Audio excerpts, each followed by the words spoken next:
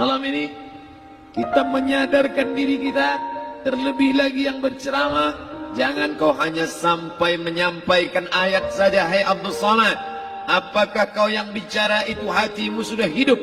Senantiasa merasakan diri, aku orang paling hina, aku orang paling kotor, ditempelkan kening ke lantai di tempat yang diinjak tapak kaki, mengatakan bahwa aku bukan siapa-siapa.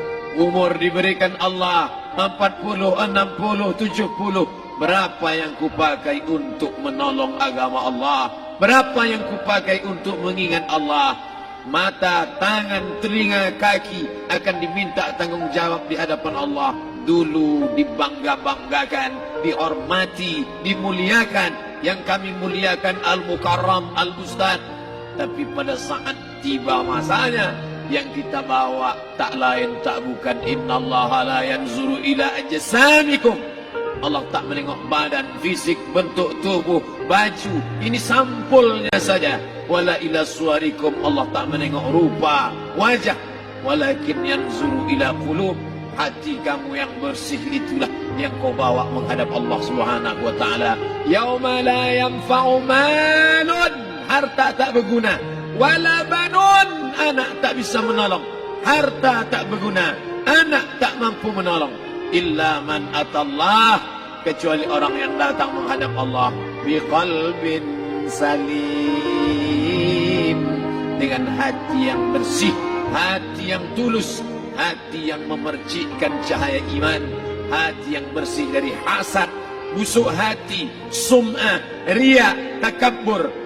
Itulah yang menolong di hadapan Allah Subhanahu wa taala. Apa kata Imam Ali radhiyallahu an? An-nasu niyam. Semua manusia waktu hidup itu tidur. Bapak tidur, ibu tidur, saya tidur. Semua orang waktu hidup itu tidur. Falamma matu, ketika dia mati, disitulah dia baru terjaga dari tidur panjang. Saat Israel mencabut nyawa, ditarikkan adalah satu centapan yang kuat. Disitulah kita baru terjaga dari tidur panjang. Betapa aku meninggalkan salat, betapa aku tak berzakat, betapa dulu kekuasaan. Aku lulus umur 30, pensiun 58, 28 tahun, apapun tak pernah kubuat untuk agama. Sibuk membesarkan anak, sibuk mengurus warisan. Anak pun tak ingat dengan kita, karena kita lupa menanamkan pendidikan agama di dalam otak kepalanya. Harta yang banyak tak sempat menolong agama Allah. Anak tunggal semata wayang tak sempat dididik agama. Istri meninggalkan dalam keadaan stres susah hatinya, karena dia tak diajarkan sabar menerima ridha ketetapan takdir Allah. Dan paling celaka, tak pernah anggota tubuh ini dipakai untuk berzikir, muhasabah, mengingat Allah. Tak pernah mata dipakai menengok Quran, kitab suci Allah. Tak pernah dipakai hati merenung sejenak. Apa yang akan kubawa mati menghadap Allah Subhanahu wa taala? Abdul Somad dari dalam tanah naik ke atas tanah, ceramah, masuk balik ke dalam tanah. Yang kau bawa apa? Baju koko tinggal, peci tinggal, pakaian kehormatan tinggal. Yang kau bawa kain tidak berjahit, disobek, kerak. Itu yang akan menyampul kulitmu, yang selama ini kau dimandikan, dibersihkan oleh ibumu dulu 60 tahun yang lalu. Sampai masanya kau lupa kapan kau dimandikan dulu. Sekarang ruh melihat, disebut dia ruh, karena dia raha ya ruhu ruh, seperti aroma semerbak yang datang pergi hinggap. Ruh, sampai masanya dia datang masuk ke dalam jasad. Ruh, sampai masanya dia pergi meninggalkan jasad. Malam ini dimuliakan Al-Mukarram Haji Abdul Somad LCMA. Kenapa Abdul Somad ini dimuliakan? Karena ruh hinggap sejenak sebentar, sampai masanya besok pagi dia ruh keluar dari dalam tubuh ini. Anak yang katanya ayahku sayang, istri katanya kaulah abang, sampai masanya mereka tak lagi mau mendekat. Rumah itu saya yang buat, saya yang mengukurnya. Tapi begitu ruh sudah keluar dari badan, tidak satu pun semeter, sesenti, sejengkal, sehasta ada tempat di rumah itu untuk jenazah bernama jenazah Abdul Somad. Mana kawan, sahabat, andai tolan, anak menantu, teman sekantor, semuanya pergi meninggalkan. Yang tetap dibawa, kalau pernah kaki melangkah salat berjamaah di masjid, kalau pernah tangan mengusap kepala anak yatim, kalau pernah tangan mengucap subhanallah. Nanti di akhir tausiah kita akan berzikir, munajat, muhasabah diri, berdoa, mengenang apa yang akan kita bawa menghadap Allah Subhanahu wa taala. Datang malaikat membawa kain kafan dari cahaya, akan menyambut ruh yang mulia. Hadis riwayat Ahmad bin Ambal dalam kitab Al-Musnad, turun malaikat berlomba-lomba membawa kain putih dari cahaya, menunggu ruh akan keluar. Ruh menetes seperti embun di ujung daun. Daun tidak bergoyang, ranting tidak patah. Ruh menetes pelan turun ke dalam kain kafan, dibawa malaikat ke pintu langit. Tak sabar mereka menyambut. Inikah dia yang selama ini berjamaah? Berapa banyak yang masyhur terkenal di bumi, malaikat tak mengenal dia. Ini roh siapa? Tapi ini bukan LCMA, dia bukan ustaz, dia bukan ulama, tapi imannya dalam, kekuasaan dipakai menolong agama Allah. Rohnya keluar di bawah, semua malaikat mengucapkan salam. Inilah orang yang selama ini kami tunggu-tunggu, catatannya sudah lama. Setiap pagi petang malaikat subuh membawa catatan namanya, malaikat malam membawa catatan namanya. Kami merindukannya. Begitu orang-orang yang masyhur di langit tapi tak dikenal makhluk bumi. Tapi ada sebaliknya, yang rohnya disentapkan, ditarik malaikat dengan begitu tarikan yang sangat kuat. Nabi bertanya saat Isra Mi'raj kepada mereka yang sudah mati ribuan tahun yang lalu, apa yang kalian rasakan? Yang satu mengatakan seperti tebasan pedang di tempat yang sama beratus kali. Yang satu mengatakan seperti kambing yang dikuliti hidup-hidup. Yang satu mengatakan seperti mata kail pancing ditarik dari kulit yang basah. Maka kita berdoa setiap selesai salat, Allahumma hawwin alaina, ringankan kami ya Allah, fi sakaratil maut, di saat sakaratul maut yang amat sangat menyakitkan itu, di saat malam pertama di tempat yang gelap, di tempat yang tak pernah diimpikan oleh orang, tapi kita tetap melewati dan merasakannya. Perlahan-lahan cacing tanah, ular-ulat kalajengking akan menggerogoti kulit yang selama ini dimandikan, selama ini dipakaikan sampo yang mahal, selama ini dioleskan pelembab yang lembut. Tapi ternyata sebelum roh keluar jasad, setelah keluar, dia hanya akan menjadi santapan cacing tanah, hancur berkeping hari demi hari.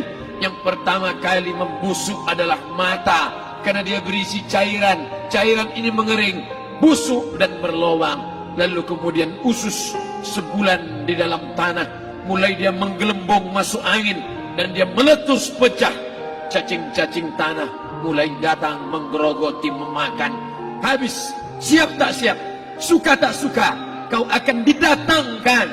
Apa yang akan ditanya oleh Allah? Perbuatanmu, amalmu. Faman ya'mal mithqala dzarratin khairan yarah. Sebesar biji sawi, sebesar ujung rambut, kau aniaya orang, kau makan titik peluh keringatnya. U'tul ajira ajrahu, berikan upah pekerjamu, gaji tukang panenmu, gaji tukang cuci setrikamu. Kau makan, kau tahan 3 bulan. Dia tak menuntut, dia senyum, dia hanya mampu mengadu kepada Allah. Tapi titik peluhnya yang keringatnya, air matanya akan kau balas di hadapan Allah Subhanahu wa taala. Di saat itu tak ada siapa bisa menolong. Hari ini uangmu banyak, kau bayar pengacara handal 1 jam 100 juta, bebas tanpa syarat. Tapi di hadapan Allah semua akan bersaksi. Al-yawma nakhtimu ala, lidah yang selama ini pandai bicara dikunci, ditutup Allah Ta'ala yang akan bicara. Wa tukallimuna aydihim wa tashhadu arjuluhum, kaki akan bersaksi, tangan akan bicara. Bima kanu yaksibun, yang pernah dilakukan di masa yang lalu.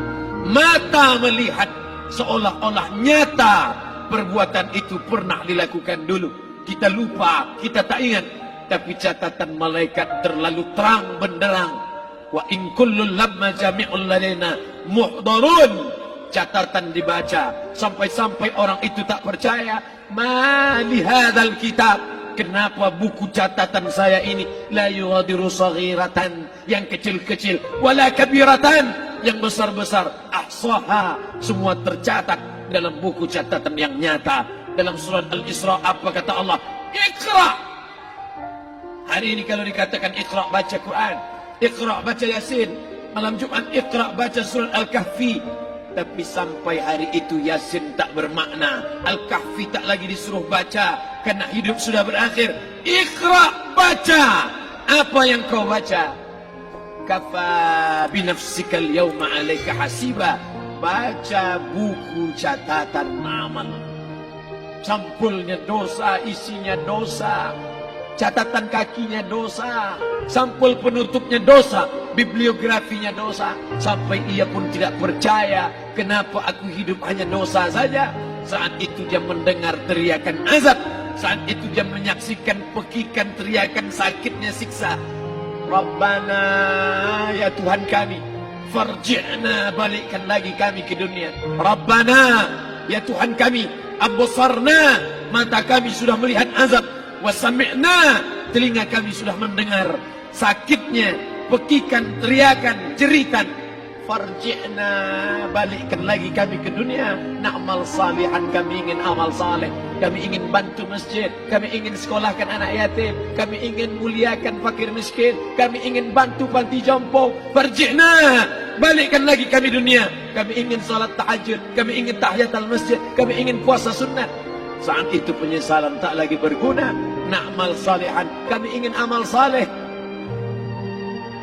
Andai kau beri kami tenggat waktu ya Allah, laula akhartani, kalau kau beri aku waktu, ila ajalin qarib, aku tak minta hidup 1000 tahun. Ila ajalin qarib, sebentar saja kau hidupkan aku ya Allah. Di situ orang baru tahu apa yang pernah dilakukan dulu, yang di masa lalu. Tak ada cara lain kecuali malam ini kita bertaubat, taubat nasuha, mandi, salat sunat taubat. Ma min muslimin yuznibu dzamban, ada orang silap, khilaf, buat dosa, salah. Siapa yang tak pernah salah? Sedangkan datuk moyang kita Adam pun salah, tapi dia mengetahui, sadar salahnya. Dia berdoa, Rabbana zalamna anfusana, kami sudah menzalimi diri kami. Wa illam taghfir lana, kalau kau tidak mengampuni kami, wa tarhamna, kalau kau tidak merahmati kami, lanakunanna minal khasirin, kami termasuk orang yang rugi ya Allah. Maka malam ini kita bermunajat kepada Allah, berdoa, mengenang masa lalu, bergelimang dosa, besok tak akan kita ulang. Kita minta ampun kepada Allah Subhanahu wa taala. Astaghfirullahalazim. Astaghfirullahalazim.